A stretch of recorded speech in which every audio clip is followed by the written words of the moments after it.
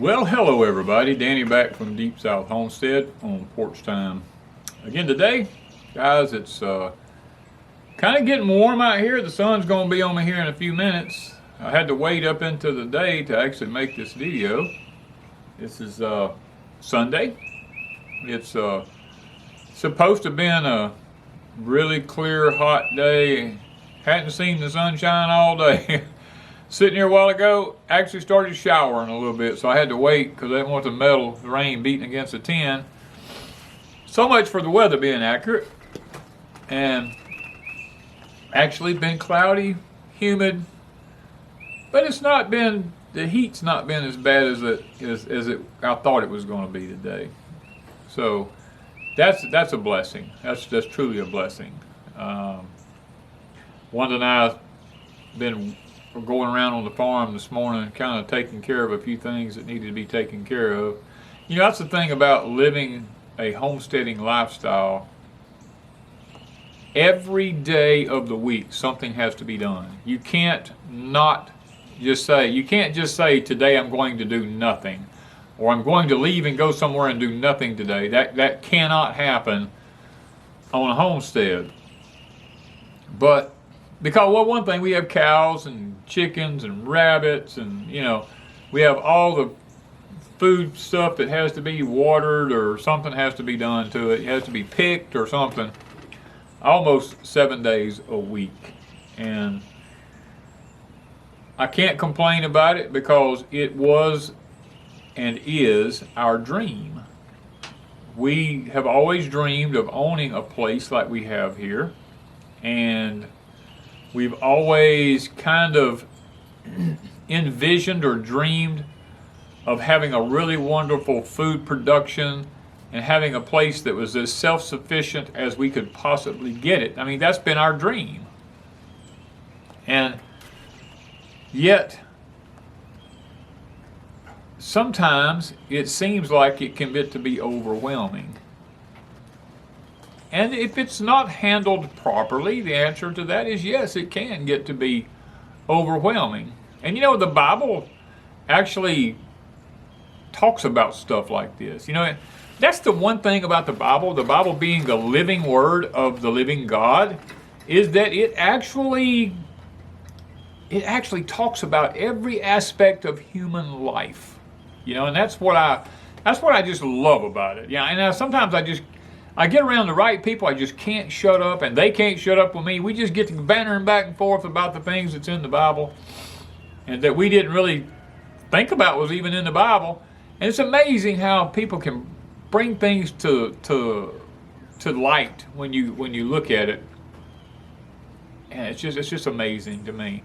You know, and are dreams in the Bible? You know, that's one, I've been asked that question. Mr. Danny, is there anything in the Bible about dreams? And I'm like, yes, there's something in the Bible about dreams. It's over in Ecclesiastes. Ecclesiastes 5:3. If you look at it and read it, you can go through, I think it's verse 2 and 3, if you want to combine them both, or the whole chapter, actually, the whole chapter 5 of Ecclesiastes, but has to do with a dream. But Ecclesiastes 5:3, basically, a dream comes through much business. Now, you stop and you think about that. A dream comes through much business. Now, if you just take it at its forefront, it could be interpreted several different ways. But if you take it based on the whole book, or not the book, but the chapter, then it can take on an even different interpretation. That's why it's called the living Word of God. You know, is there anything wrong with having a dream in life? And the answer to that is no. As a matter of fact, if you take a person's dreams away from them, you pretty much destroy their life. Because it's a person's dreams that keeps them actually motivated throughout life, is trying to achieve things that they feel like that the Lord has led them to achieve. And none of us are any exceptions. I mean, literally, most everybody has a dream of some sort that they want to achieve in their life. Now, not everybody achieves their dreams. Now, I'll say that. And that is seen through the latter part of Ecclesiastes 5, the last half of that verse is, a fool is known by the words that comes out of his mouth. In other words, that's how you can tell someone who's a fool, is because they talk more than they listen. And then they usually say things they got no business saying. And the Bible says those people are fools. And I think about, every time I say the word fool, I think about my father. My father was very, very adamant about not using the word fool. He just, there's something about the word fool he just could not, he could not handle. But I'd always tell him, I said, Daddy, well, it's all in the Bible. He said, I know it is, son, but they just seems like there's just something about it, it's just not good to use,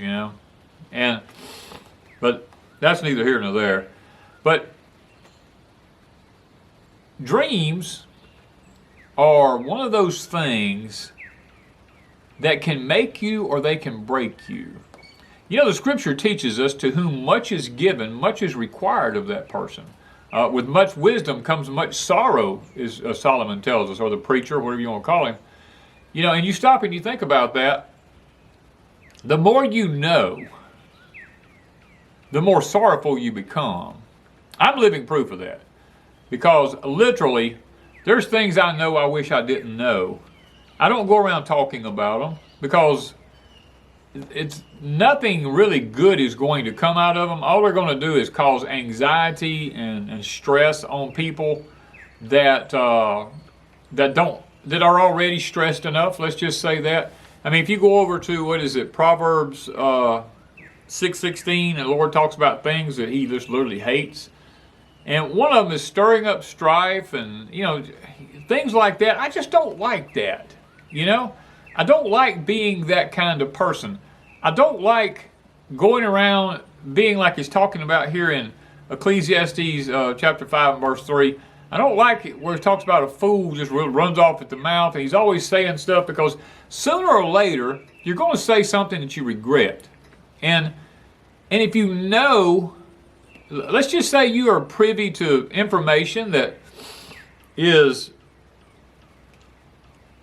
true, but yet if you go around babbling off at the mouth and you talking about it, and there's absolutely nothing you can do that's going to stop it or change it or anything like that, then what good is it?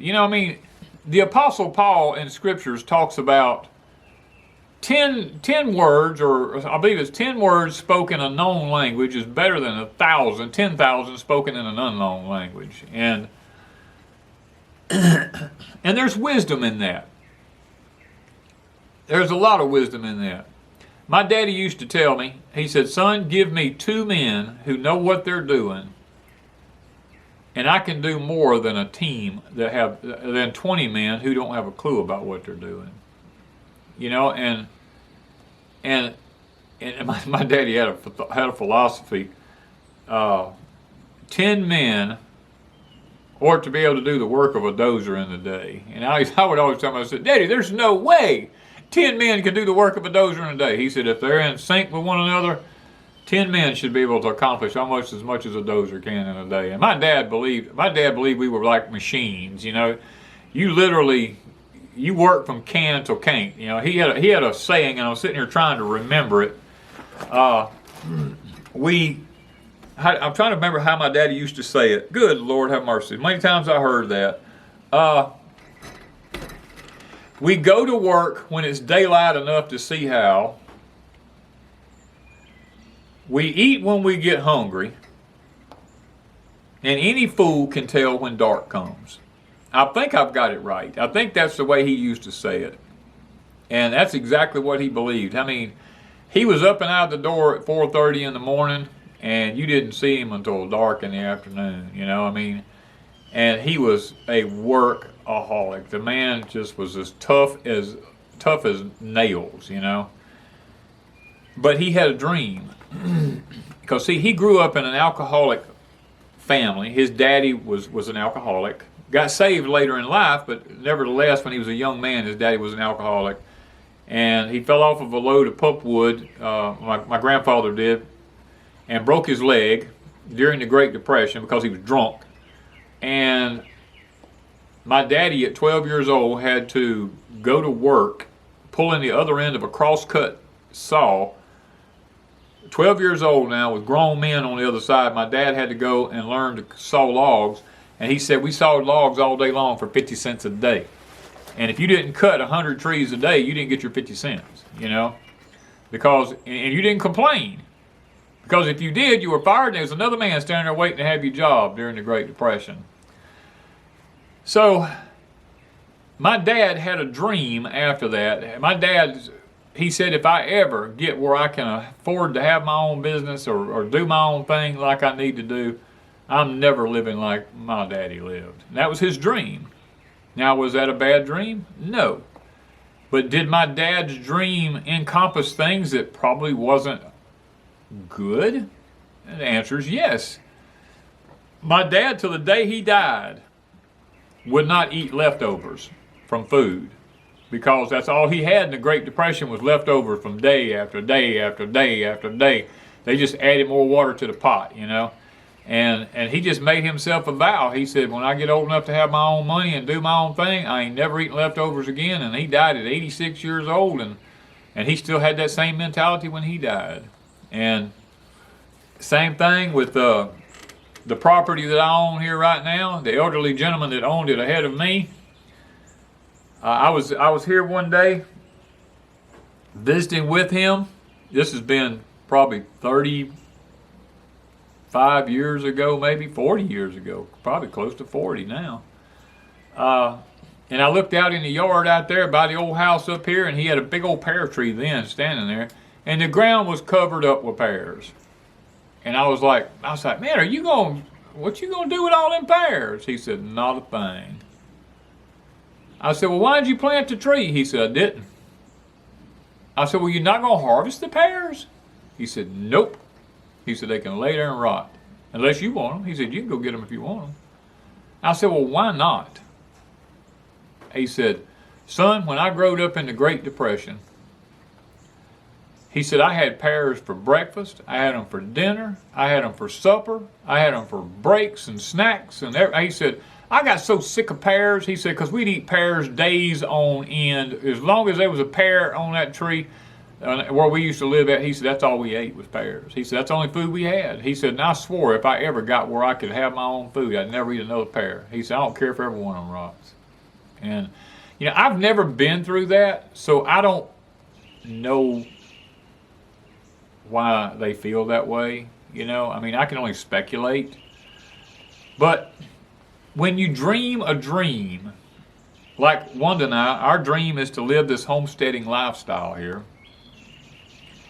The way we accomplish this is it comes through a lot of business. It don't just happen overnight. You can't just say, I'm going to dream a dream and I'm going to make it happen. My dream in life is going to be to have, like we have 40 acres of land and be able to farm it and be able to do it. You can't just jump out there and say, I'm going to do this and make it happen without first it encompassing a lot of business to make it happen.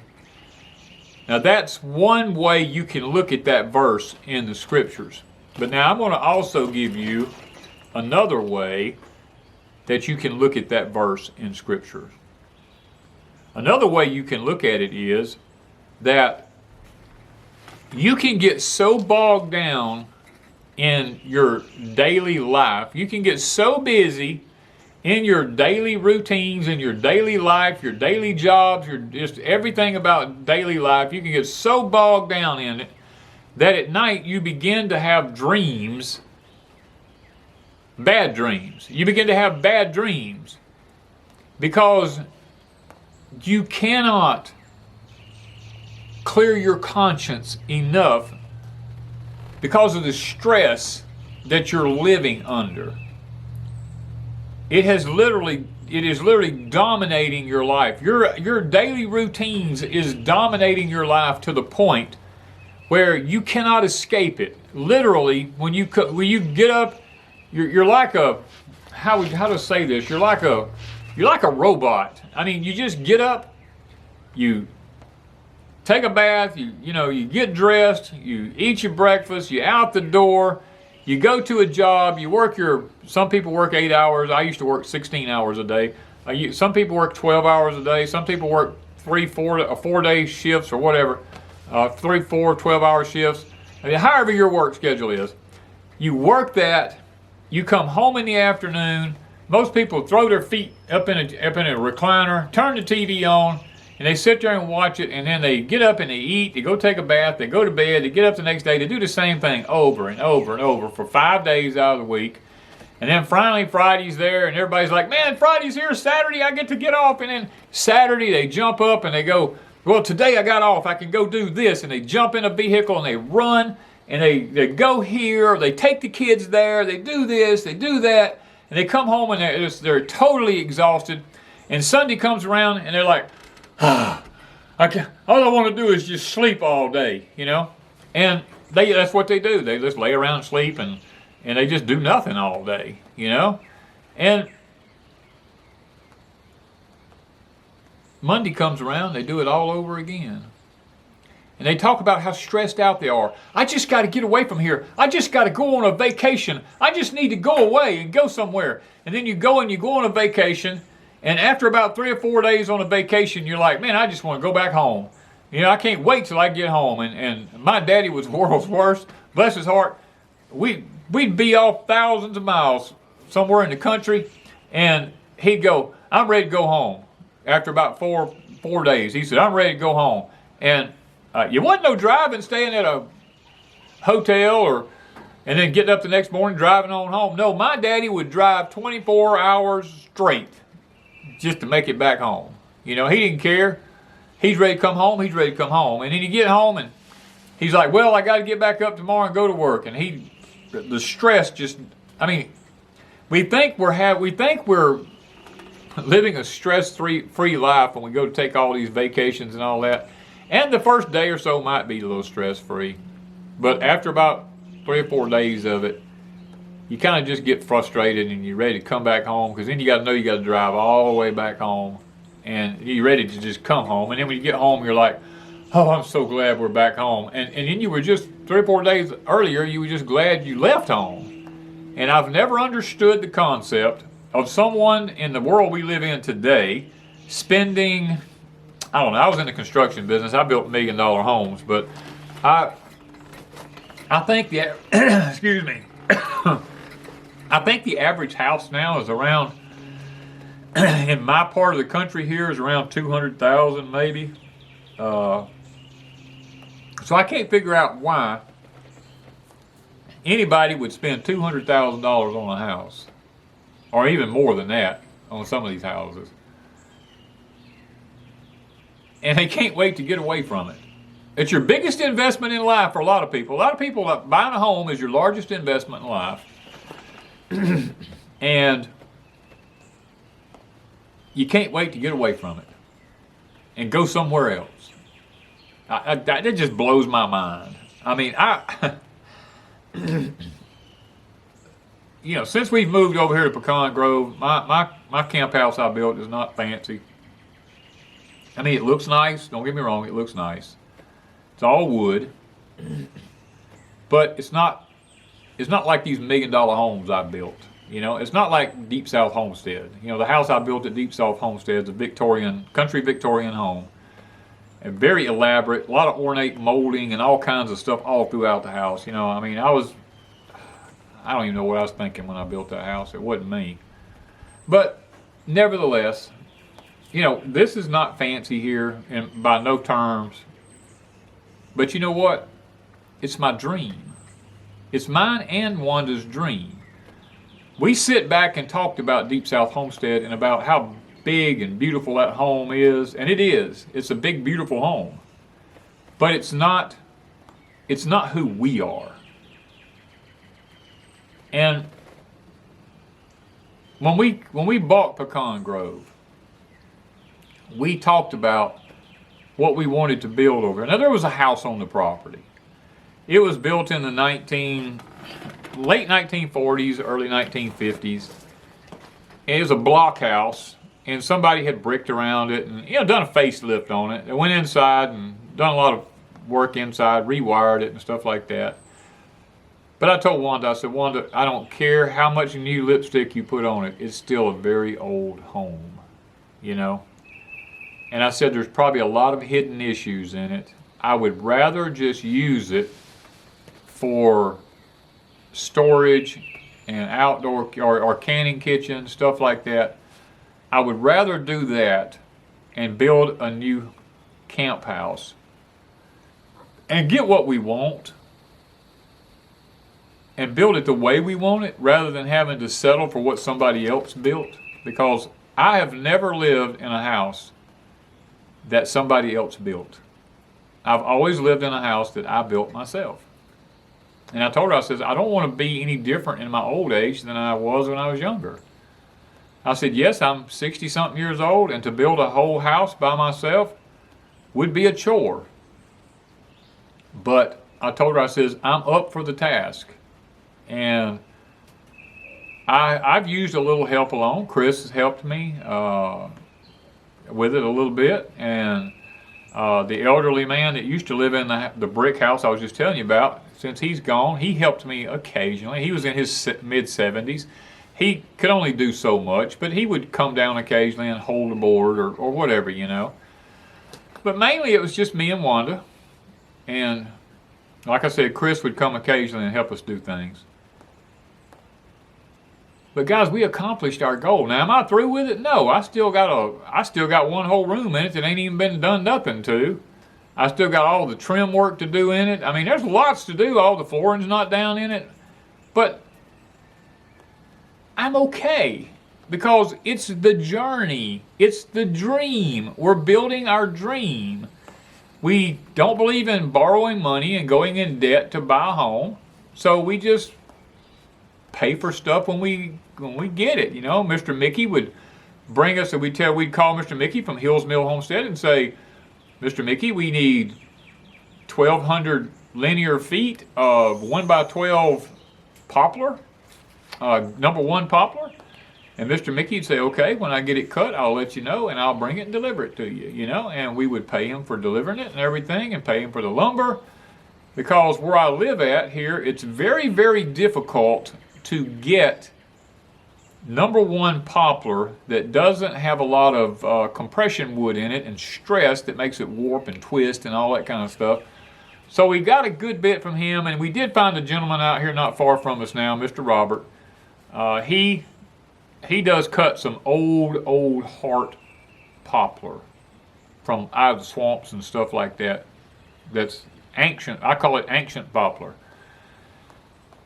So we're able to continue to live our dream here. Now, it doesn't happen overnight. We've been 2 years building on this. Now I've built a shop and a prepper shack and the Pawpaw's place that I'm under here right now, and the greenhouse you see behind me, and still working at Deep South Homestead. Dreams come through a lot of business, But what the Lord don't want from us is to get so bogged down in material possessions, in the fanciness of them, and the ritziness of them, and all that kind of stuff, that we forget who He is and why He even does anything for us. When you forget the Lord, you have made your first mistake. Because then you're living the part of the second part of verse 3 in Ecclesiastes 5. The Lord doesn't want us to achieve so much that we forget Him. Do you realize that there's some reasons why people in life have very little? It's not because they're not good people, and it's not because they can't accomplish things. It's just that the Lord, and this may sound bad in some ways, but there's a lot of wisdom in it also. The Lord will only give to someone whom he can trust.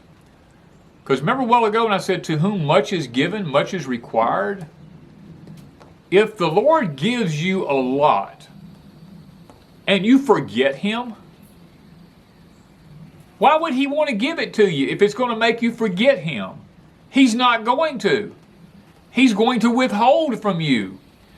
The Lord will entrust in you more when you prove that you can handle more. Remember the parable in the scriptures about the master who had left, and he left one servant with 10 talents and one with 5 and one with 1.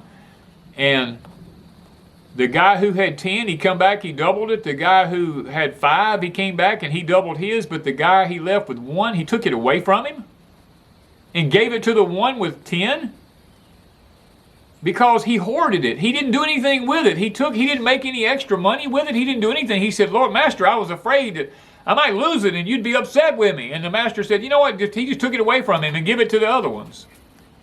That's how God is. God's no different than that. God will only give to those who can handle it. If giving a person money makes them become a fool, God's not going to give it to them. If giving a person money is going to make them become a harder, colder person, God's not going to give it to them. If it's going to make them walk away from him and go live lavish lifestyles, he's not going to give it to them. He's just not going to do it because he's not going to do anything that's going to cause you to pull away from him. That would be foolishness to bless somebody. That's like taking a 1-year-old and giving them a brand new crisp $100 bill to sit and play with. They'll sit there and play. They'll just tear it all to pieces. Why? Because they have no comprehension of the value of a $100 bill. Of course, I guess in the world we live in today, it probably doesn't matter, and maybe it doesn't mean anything. But you get the concept I'm talking about. You could give them a shiny object to sit and play with, and it could be worth 5 cents. And they'll sit there and they'll just play with it and look at it and play with it and look at it. But you give them a $100 bill and they'll sit there and wave it in their hands and tear it and, put it in their mouth and everything else in the world because they have no comprehension of what to do with it or what it's actually worth. And God is exactly the same way with adults. He's not going to give you more than you can handle. I mean, keep those things in mind. You see some people out there, and I see this. I just got through, I told y'all, I think in the last PORCH Time, I told you I just got through dealing with someone. It didn't matter how much somebody tried to help them. It didn't matter how many opportunities was given to them in life to succeed. They blew every one of them. And I was just talking to, y'all are familiar with, that watch us, are familiar with Silver Run Coffee Crafters. Miss Rebecca was over at the house the other day, bringing some coffee. And we were talking about different things. And I told her, I said, they're trying to start up a new business and buying a new place and all. And I told them, I said, sometimes in life people are apprehensive about moving forward with a dream because they have a dream and they're trying to live that dream right now. They're trying to make it come to fruition. And I told her, I said, when I was in my 20s, I was offered close to 300 acres of land for $600 an acre. And I was like, oh my goodness. I was like, that's a lot of money. I always wanted to own a lot of land. I said, but I just don't see no way I could ever swing a note like that. I just don't see no way I could ever make my money back if I even tried to sell some of it, And so I didn't take the deal. It was sold within a few months. And within a year, that land had been broken up and sold for $1,500 an acre plus. Some up to $2,000 an acre. And every bit of it sold within a year. Within a couple of years. And I sit back and I said, wow. I just let a gold mine slip through my fingers because I was scared and I didn't trust the Lord that He would see me through it. And I've never had that opportunity again in life. So that's what I tell you. Sometimes things only come around once in a lifetime. And if you blow it, you just blow it. I mean, God was giving me my dream at that time, but I just did not trust Him to bring it to fruition.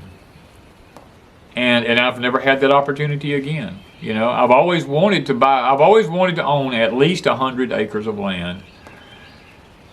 And I mean, right now I'm at 50, and I don't, unless something miraculously happens in my life, I don't see myself ever having 100 acres of land.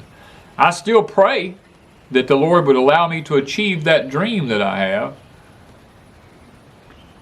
But if it pulls me away from the Lord having it, then I don't want it. So be careful. Remember last porch time we talked about be careful what you ask for. Because sometimes we can ask for things and the Lord will give it to us, and we find out later on it's really not what we wanted at all.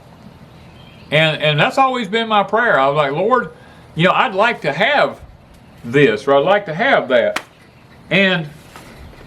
But if it's going to pull me away from you and it's going to make me a person that I don't want to be, then don't give it to me.